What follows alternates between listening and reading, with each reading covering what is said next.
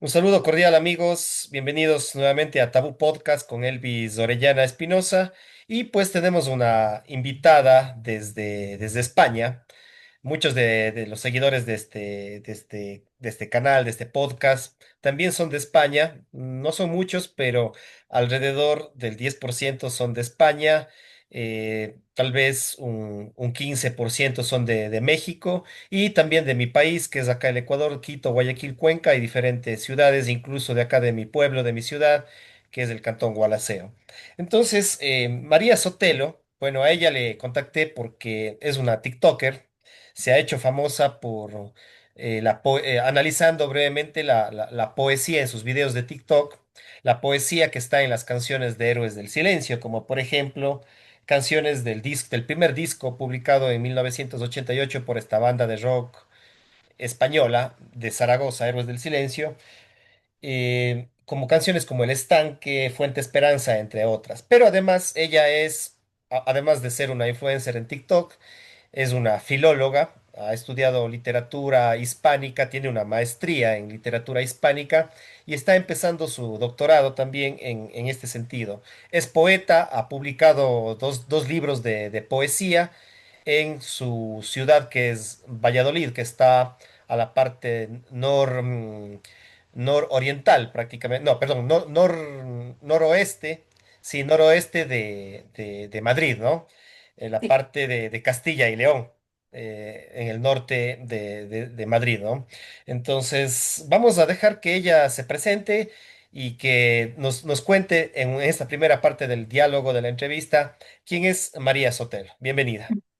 Muchísimas gracias, Elvis. Es un placer estar aquí y compartir este espacio con todos los oyentes. Para mí es un lujo porque al final creo que es de lo mejor que nos regala la tecnología, ¿no? El poder viajar a través de Internet y podernos conectar con absolutamente todo el mundo. Y bueno, y sobre todo si es con un motivo tan bonito como el de la música, la poesía, el arte en general. Así que bueno, como bien has dicho, soy de España, soy de Valladolid y empecé un poquito en el mundo de las redes sociales porque eso, amo la poesía, amo escribir, leer, etcétera. También amo la música, solo que Dios no me dio ese don y por eso pues me encanta escuchar la música de los demás, sobre todo Bunbury, Héroes del Silencio. Es de mis gustos musicales preferentes. Y bueno, yo estudié filología hispánica básicamente porque me apasiona la lengua española. En un principio tuve la duda de si hacer filología inglesa, hispánica, pero bueno, a raíz también de leer más libros, de amar la poesía y también pues un poco de querer descubrir las interconexiones culturales entre las diferentes artes, me decidí a estudiar esa carrera. Hice después un máster de relaciones entre literatura española y artes en general y fue una experiencia muy buena. Es un máster además que ahora se cursa online, entonces hay la posibilidad de poderlo cursar desde cualquier parte. Y me resultó muy satisfactorio, por ejemplo, estudié también canciones tradicionales que ahora mismo se volviendo a... estaban volviendo a sonar, ¿no? En ámbitos del indie español, por ejemplo. Y hice trabajos también sobre arte contemporáneo, que es en lo que trabajo en mi tesis.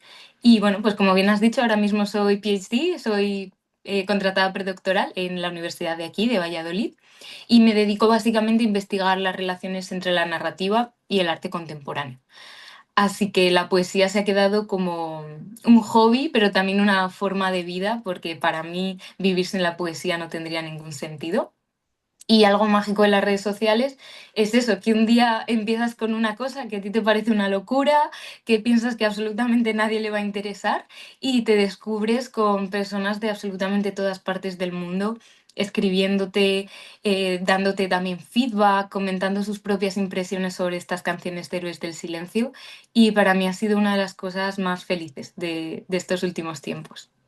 Excelente. Tengo entendido que comenzaste, bueno, en TikTok el año pasado, me parece, 2024, y antes también tenías Instagram y Facebook, que hacías también divulgación. Bueno, yo más me he centrado y te he visto más en TikTok, en las otras redes sociales no he visto tu contenido. Ahora, antes de irnos al tema de héroes y de tus libros, de tu poesía, em, tanto en la licenciatura de filología o de literatura hispánica, como en la maestría, ¿qué autores más revisaste? ¿De poesía, de literatura? Em, ¿Cuáles fueron tus temas de más investigación, de más gusto y de mayor profundidad? Pues, por ejemplo, el trabajo de fin de grado lo encaminé hacia el impacto que estaban teniendo las redes sociales en la poesía actual. Y fue algo que disfruté mucho haciendo, no solo porque yo me sentía parte al final de tanto de consumidora como de creadora de contenido en las redes sociales, sino que me resultó muy grato ver a profesores ya catedráticos de la universidad que quizá no se habían planteado el impacto que estaban teniendo las redes sociales. Sobre todo me centré en Instagram porque lo hice en 2021, entonces todavía no conocía demasiado TikTok. Y me sorprendió mucho el ver cómo se interesaban, cómo también se daban cuenta de que las redes sociales tenían también ese nicho, ¿no? El nicho de la cultura y que estaba teniendo un impacto muy fuerte en el consumo, sobre todo de personas jóvenes de poesía, y que eso luego tenía un impacto real en la venta de libros y de hacer recitales. Por ejemplo, Elvira Sastre es una gran poeta española que ha llenado grandes teatros de personas dispuestas a escuchar poesía simplemente. Y es algo que me parece mágico. Pero bueno, también tengo mi parte de enamorada de la poesía clásica. Un poeta que descubrí y que me acompaña a día de hoy es Garcilaso de la Vega, por dar un ejemplo de poesía un poquito, que ya esos no necesitan demasiada promoción, pero fue un poeta que me inspiró mucho durante los años de la carrera. Y luego de poetas más contemporáneos, pues por ejemplo Ángel González o Cristina Peri Rossi es otra de las poetas que conocí a lo largo de la carrera y que ahora mismo pues colman mis estantes de libros de poesía. Estos poetas, estos autores más son españoles. Cristina Peri Son Rossi creo que es argentina, pero creo que sí, es argentina. Y Ángel González sí, era español. Y bueno, pues también a la hora de la narrativa latinoamericana tuve una asignatura de relatos hispanoamericanos y conocí, por ejemplo, los relatos de Gabriel García Márquez, que sí que había leído sus novelas, pero no sus relatos. Y sobre todo me entusiasma mucho pues Juan Rulfo, eh, Sábato, Ernesto Sábato, también es otro de esos novelistas que me llevé de la carrera. Así que bueno, muy agradecida también a mis profesores de que nos dieron un panorama muy general. Por ejemplo, también autoras actuales como Samantha Schweblin, que están escribiendo ahora mismo y que es un gusto poder leer. excelente. Y ahora que estás haciendo tu predoctorado, en qué línea de investigación estás? ¿Cómo va eso? Cuéntanos un poquito más antes de entrar al tema de los héroes, de la poesía y tus libros. Pues como yo no quería que mis hobbies, mis pasiones se juntasen un poco con otro de mis grandes amores, que es la investigación, decidí encaminarlo a la narrativa. En el máster ya trabajé con un autor español que no es demasiado conocido, ni siquiera aquí, es más conocido en Francia y en Inglaterra, curiosamente, que se llama Julián Ríos. Y empecé a estudiar relaciones entre las imágenes, sobre todo la pintura y la narrativa. Así que seguí por ese cauce y en la tesis doctoral trabajo sobre todo con Enrique Vilamatas, Juan Tayón y Miguel Ángel Hernández, que son autores que también se relacionan con artistas contemporáneos. Y bueno, y con Vicente Luis Mora también. Y lo que estudio es cómo técnicas del arte contemporáneo, como por ejemplo el remake o la apropiación, se están trasladando a lo narrativo, al plano de lo narrativo. Así que en eso estoy, Estás, empapándome de mucha teoría de arte, porque claro, es algo que yo no conocía de primera mano y ahora mismo pues muy contenta, porque es un tema que me entusiasma y que me da la vida también. excelente. ¿Y qué asignaturas das en la universidad? O estás más centrada en investigación? Estoy centrada en investigación, pero este año por suerte me han dado 5 créditos, 50 horas de docencia y tengo una asignatura que la estoy disfrutando a más no poder, que se llama Literatura y Medios de Comunicación.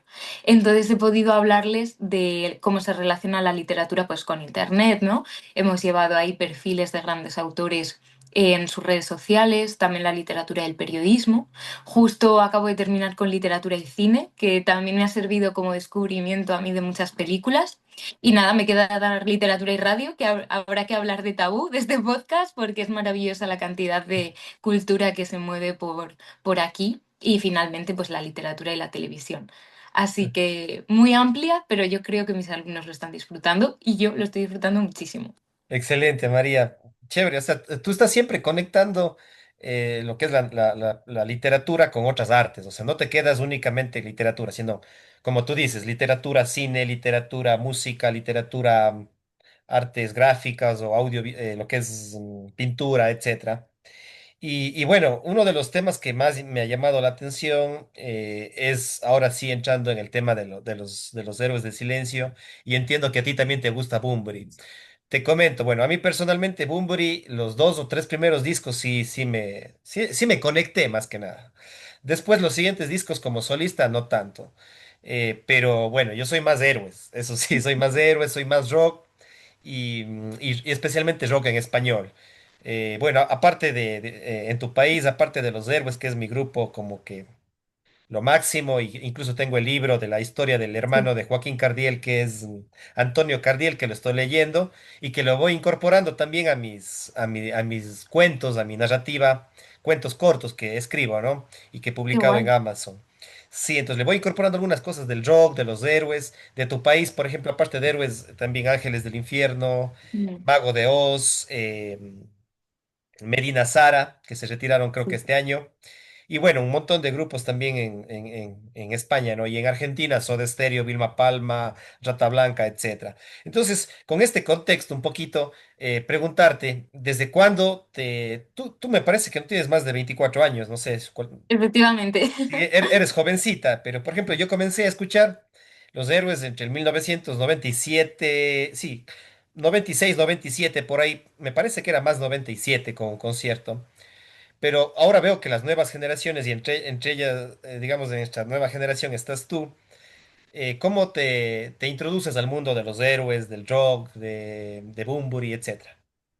Pues es cierto que a mis padres les gustaban mucho y eran grandes seguidores de héroes en su juventud, pero en mi casa yo no he mamado Héroes del Silencio. Yo no los he escuchado desde pequeña, como sí que he podido escuchar otros grupos, como por ejemplo Fleetwood Mac, que tampoco son bandas tan contemporáneas como podría esperarse.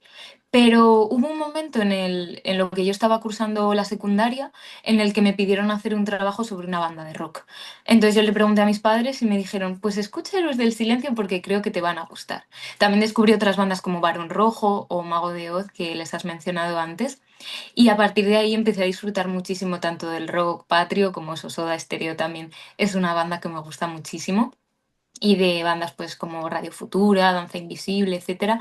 La colección de vinilos totalmente de mis padres quedó fundida porque me puse a escucharlos y de los que más me enamoré fue de Héroes. Entonces, a partir de ahí fue cuando Bunbury además sacó Palo Santo. Entonces tuve la oportunidad de, no con esa gira, sino con la siguiente, con Mutaciones, lo pude ver en directo, pero ya de empezar a empaparme de toda su música, empezar a escuchar, por ejemplo, Flamingos o El viaje a ninguna parte, que son de mis discos favoritos. Y luego esa parte más rock de Héroes del Silencio, y también hicieron mucho los grupos tributo que hay en España y también sé que en México hay bastantes. No sé Acá si en también. Ecuador hay. Sí, sí, Sí, me suena a mí hay de verlos por varios. redes. Hay varios acá. Sí, a lo menos Pues en la ciudad de Cuenca. Bueno, yo estoy en un pueblo que es Gualaceo, está a 30 kilómetros, 35 kilómetros de Cuenca, ¿no? Cuenca es la tercera ciudad del país y es muy héroes porque llegaron acá en el 96, en 1996, en abril, por las fiestas de Cuenca, 12 de abril del 96. Yo recién tenía 11 años, ni les conocía ni me fui. Y desde ahí, Cuenca, bueno, no desde ahí, sino desde antes, hubo una radio acá que es Super 949 en la ciudad de Cuenca. Con otros empresarios trajeron a Héroes. Entonces, Héroes ah, acá es como que de mi generación y un poco más mayores, incluso hasta los 50 años, es full Héroes, y hay muchos grupos de tributo a Héroes, pequeños, otros un poco más grandes. Entonces, es muy fuerte Héroes en Cuenca, y me parece que en el Ecuador también en general. sí, yo creo que han ayudado mucho a que sigan vivas las canciones de héroes y que muchas personas, eso en mi caso, ni siquiera la gira 2007 pude alcanzar a verla porque tenía 7 años. Pero también el poderlo compartir, en mi caso con mis padres, que es algo que nos ha unido mucho, el ir a conciertos juntos, disfrutar de tanto esta música como, por ejemplo, música más actual como la maravillosa Orquesta del Alcohol o Siena, que es un artista valenciano, pero el poder compartir eso que ellos vivieron en su juventud, aunque sea a través de un grupo tributo, a mí me ponía las pilas, vamos, nos hemos hecho kilómetros y kilómetros para ver a bandas y también pues hemos hecho muchos amigos a través de este sentimiento y de este fanatismo que ahora pues muchos nos reunimos en los conciertos de Bunbury, ¿no? Y es como la cita de anual para ver a muchas personas que mantienes el contacto por redes, pero lo que es ese cara a cara solo te lo facilita el que se reúna Bunbury o el que haya un grupo tributo cerca. Excelente. ¿Qué edad tienen tus padres? Y fueron a conciertos. Ellos estuvieron muy en la movida de los noventas, de los ochentas. Sí, mis padres tienen 60, entonces sí que llegaron a ver a Héroes en directo. Contemporáneos de Eso Bunbury. es. Sí, tal cual, casi de la misma edad. Entonces, ellos siempre recuerdan el concierto que hicieron en Valladolid, en la Plaza Mayor, por las fiestas, presentando senderos de tradición. Y siempre recuerdan, pues eso, ¿no? El mítico Bunbury con el pelo largo, la bandana, Joaquín también con su pelo larguísimo. Así que yo les envidio mucho cuando me cuentan esas cosas. ¿Has leído el libro de Antonio Cardiel, hermano de Joaquín? Leí hace un tiempo el que se llamaba Héroes y lo demás es silencio. Y tengo por ahí también el de Bunbury Experimental, que creo que ese es de Juan Jordás y me gustó mucho, pero lo que es de héroes recuerdo es el de Bunbury y lo demás es silencio, que ahora mismo no recuerdo el autor, pero lo tengo Claro, pendiente porque mis padres sí que se lo han leído, así que lo tengo ahí a la cola infinita de libros por leer que se necesitan más horas al día. claro, entiendo. Lo que según veo es que eres más fan de Bunbury como solista que de Héroes. O crees que hay un equilibrio. ¿Cómo le ves eso? Es un poco como mamá papá, ¿no? ¿A quién quieres más? Pero de Bunbury me gusta que lo puedo ver en directo. Entonces, su último disco, por ejemplo, Cuentas Pendientes, me gustó mucho. Me apenó mucho cuando también anunció esa retirada, al no saber muy bien por qué no estaba a gusto en los escenarios, qué le ocurría. Ay, para mí fue un momento de cataclismo absoluto, pero de Héroes me gusta su fuerza y sobre todo sus letras. Quizá por eso empecé analizando más las letras de Héroes, porque las de Enrique me encantan. Además, he leído los libros de poesía que ha publicado, creo que es un gran creador. Pero las letras de Héroes yo creo que tienen algo mágico y que también ha hecho que una generación tras otra se esté enganchando a su música a pesar de no seguir en activo. Eh, de lo que he visto tus videos, no sé si me equivoco, tú me dices. em, la mayor parte de las canciones que tienen más, digamos, seguidores o visualizaciones sería en TikTok Sí. de lo que has hecho. Aquí tengo apuntado, por ejemplo, has llegado casi a 225.000 visualizaciones con la canción El Estanque. Has llegado casi a 110.000 visualizaciones con Fuente Esperanza, del mar, asimismo del Mar No Cesa. También bueno, esas son las que más visualizaciones han tenido. Y lo Sí. que veo es que la mayor parte de las canciones son del Mar No Cesa, ¿o me equivoco? Sí, intenté y me gustaría mantenerlo así. Empecé por el Mar No Cesa, un poco por orden cronológico, vamos a decirlo así, ¿no? Y también porque era un disco que en el momento que empecé a crear estos vídeos tenía muy en mente, aunque es cierto que el primer vídeo que subí hablando de este tema era de Sirena Varada. Pero como conocía la obra de teatro de Alejandro Casona y demás, fue un poco como el lanzarme a la piscina desde un lugar seguro y cuando vi que ese contenido gustaba y que a la gente le suscitaba interés, pues dije, vamos a empezar por el Mar No Cesa, desmigamos, destripamos cada canción y lo que siempre digo lo hago desde mi punto de vista, desde lo que a mí me despierta y por eso me gusta tanto también el que otras personas me pongan pues yo esta canción la sentía como un himno en su momento, para mí fue un salvavidas, o que me cuenten lo que significa para ellos, porque siempre digo que la música al final es libre, ¿no? Y que lo que yo cuento pues está muy bien, pero a mí lo que me interesa también es saber qué opinan otras personas y qué sentimientos tienen hacia estos temas. Excelente, excelente. Bueno, yo escribí un libro de cuentos tomando el nombre del espíritu del vino y Ah, lo titulé El espíritu del Baco. Sí, porque el Baco es el dios del vino, sí. entonces, y de subtítulo lo puse un cuento de leyenda. Oh, Bueno, qué sí, bueno. pero bueno, o sea, rescata algunos elementos de los héroes, como los inicios, basándome también en el libro de Antonio Cardiel, que recién lo estoy comenzando, creo que llevo 50 páginas y lo voy leyendo de poco a poco. Entonces, basando en algunos temas de la historia, pero bueno, mezclando con elementos o sea, será eso un 5 o 10% del libro, ¿no? Pero el título sí, sí es como que me basé en eso, ¿no? Y de ahí en otros, en otros libros también he colocado también algunos elementos del rock y los grupos de rock que a lo menos personalmente más me ha gustado. Tú también tienes libros. Vamos a estos últimos minutos a que nos comentes y de paso los promociones, ¿no? Porque siempre es importante que lo des a conocer de pronto acá en el Ecuador, gente de México que nos sigue y de diferentes ciudades de América Latina también. Pues has publicado dos libros. El uno es Anima, que lo publicaste hace un año 2024 y el otro Eso es es. Ya no hay excusas del 2020 en pandemia. Sí, Cuéntanos cómo fue el del 2020 y el de ahora del 2024. Coméntanos y háblanos pues de tus libros, dónde están publicados y todo esto. estupendo. Pues el de 2020 realmente es un libro que escribí a lo largo de mi adolescencia porque, bueno, como bien decía antes, yo no tengo el don de la música. Empecé queriendo escribir canciones, pero después fueron perdiendo sus puentes, los estribillos se convirtieron en una suerte de poemas. Y cuando tenía 16, 17 años, 16 años fue, escribí el poema que da título al poemario, escribí Ya no hay excusas. Y a partir de ahí decidí pues ir dándole forma, ir escribiendo también poemas que tuvieran una consonancia entre sí y tiene una parte pues un poco más de sentimiento universal, una parte más social y otra parte pues que es un poco cajón desastre con poemas inspirados en diferentes cosas. Entonces, dio la casualidad de que se publicó el 14 de febrero de 2020, pudimos hacer la presentación, todo fue genial, se vendieron 200 ejemplares en un mes, que me parece una salvajada siempre que lo digo.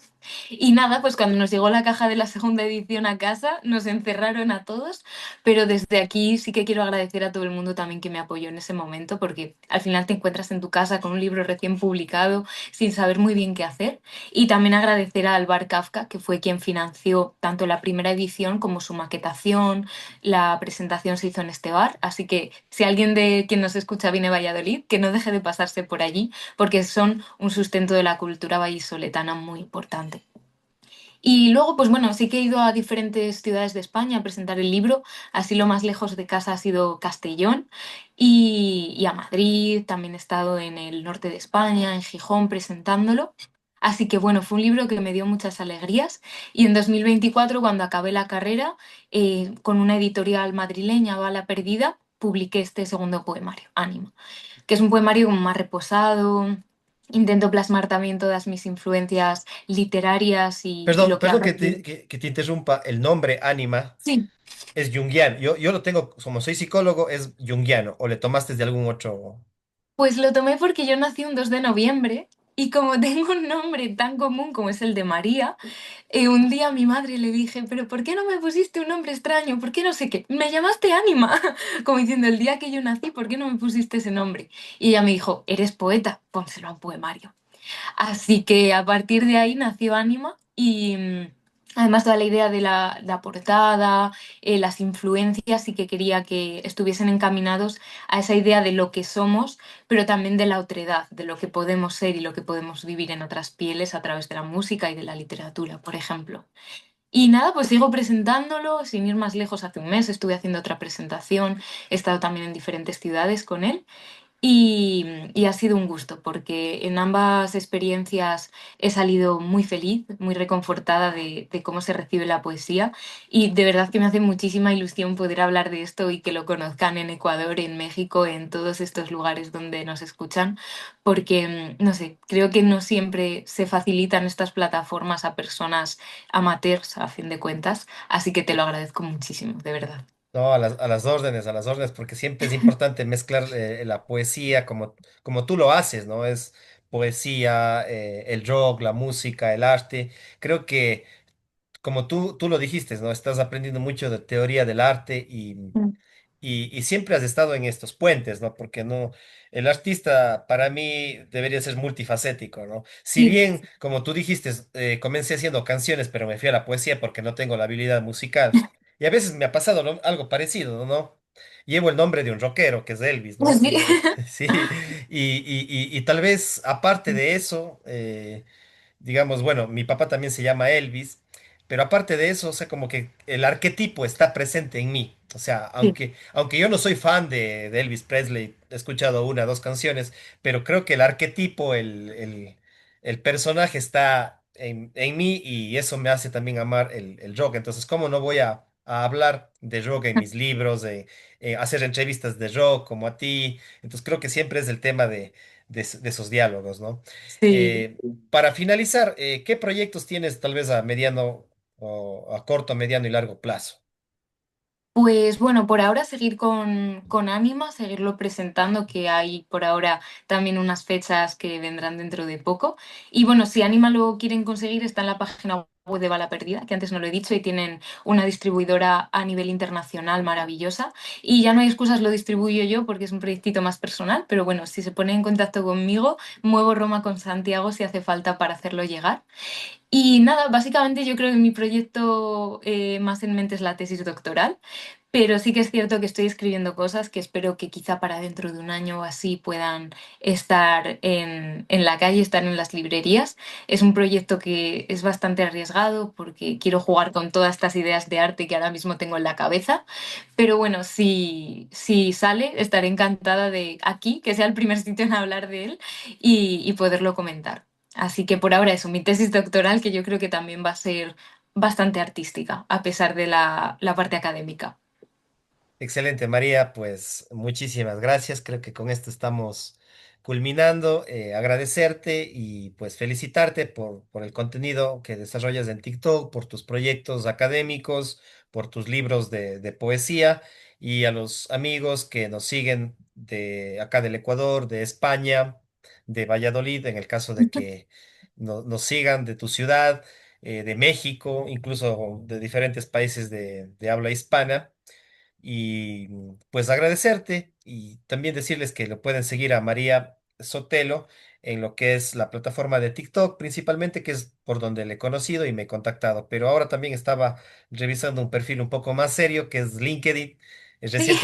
Reciente seguí porque ahí también te encontré para revisar información para esta entrevista. Entonces también le pueden seguir en LinkedIn, que es un perfil ya más profesional y en las diferentes redes sociales. De pronto algunas palabras para despedirte, algo que quieras decir para finalizar. Pues nada, que no pare la poesía, que no pare el rock y que no paren plataformas de difusión de la cultura tan buenas como este podcast, como Tabú. Así que un Gracias. beso muy grande a todos los seguidores y que siga por mucho tiempo esta plataforma. Gracias, María. Estamos en contacto. Un gusto. Chao, chao. Un gusto, un beso. Chao.